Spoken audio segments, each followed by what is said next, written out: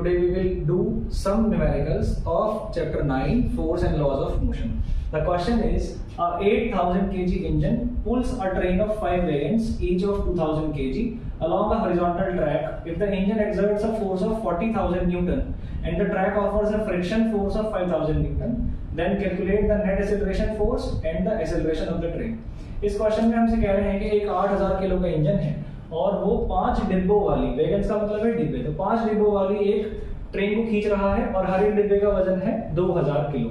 और जो horizontal track है जिसके ऊपर ट्रेन चल रही है वो ऑफर करता है 5000 न्यूटन का फ्रिक्शन फोर्स। तो हमें पहले पार्ट में नेट एक्सेलरेशन फोर्स निकालनी है। तो सबसे पहले फर्स्ट पार्ट को सॉल्व करते हैं। तो इसमें हमें लिखना होगा the friction, the net acceleration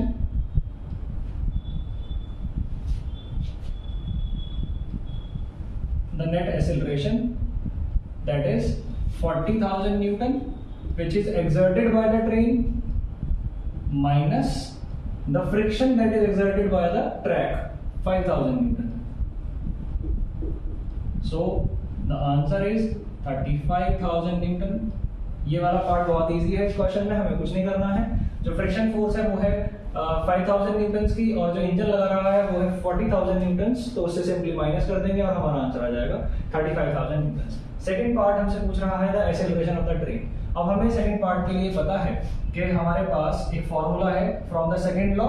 second law is F is equals to ma, force is equals to mass into acceleration. That is हमारे पास हमें यहाँ पर निकालना है एक्सेलरेशन a निकालना है। मास हमारे पास ऑलरेडी है। जो हमारी ट्रेन का मास है वो कितना है? जो हमारे डब्बे हैं, एक डब्बे का मास 2000 kg है। तो पहले हम टोटल मास निकाल लेते हैं। तो total mass of 5 wagons is equals to, अब एक डब्बा जो है हमारा वो 2000 किलो का है, तो 5 डब्बे हमारे 10,000 kg के हो जाएंगे।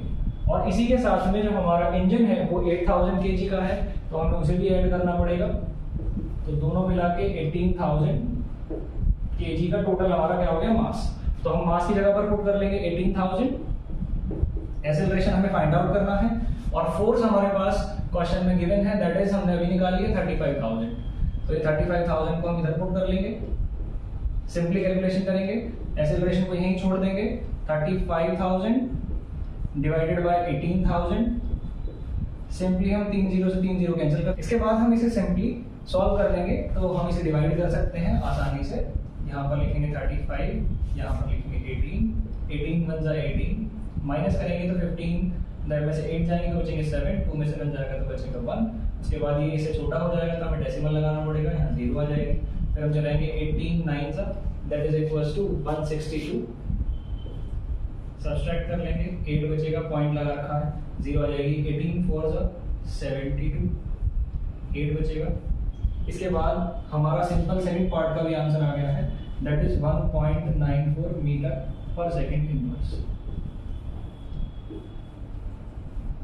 I hope you like this video. Kindly like and share this video to your friends.